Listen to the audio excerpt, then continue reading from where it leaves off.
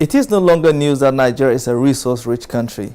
What has been a recurring theme is its inability to ensure its resources benefits its people. This is mainly due to the greed of a few. Tales of corruption have always been a part of national life since independence, and much more so during the military era that preceded its democratic adventure. Cue in the year 1999 and fast forward to 2015, and what you have is a tale of massive government corruption and tales of looting of a country's treasury. This sad state of affairs doesn't just end at the federal level, it goes all the way down to the local governments.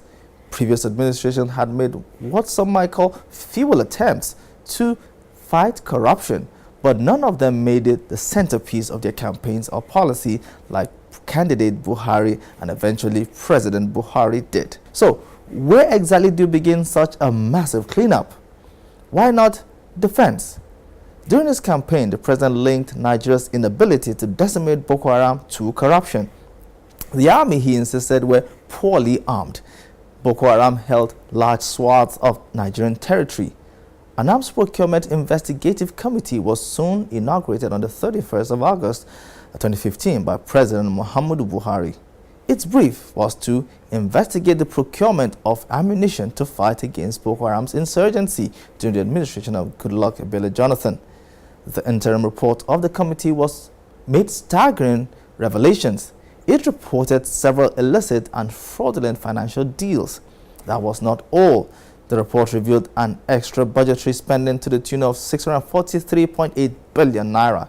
If anyone thought that was that, they were in for a shock.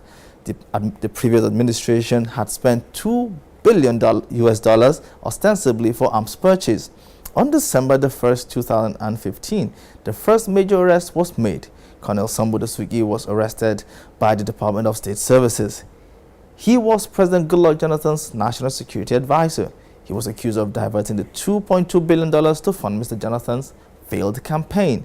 On October 7, 2016, the unthinkable happened. The houses of several judicial officers were invaded at night by the Department of State Services. Some were arrested. A shocking move which divided public opinion. Whether the DSS is right or not right is not within the competence of any one of us to say. I had always said so, and I intend to say so, that the only person who can say you are right or you are wrong is the judicial arm. And I've always insisted that those who felt very strongly that DSS was wrong are right, would be right to approach the court. And those who felt that DSS were right are also entitled to approach the court. Despite the fact that they have come out to fight corruption, corruption is actually endemic in our nation. It is a problem. It is a challenge that really has to be dealt with. Midterm Point has presented the Buhari administration with an opportunity to take stock of its policies, programs, their successes or failures over the last 2 years. The government must surely realize it has got less than 2 years to deliver on its promised change. If it fails, then it will be at the mercy of voters come election day in 2019.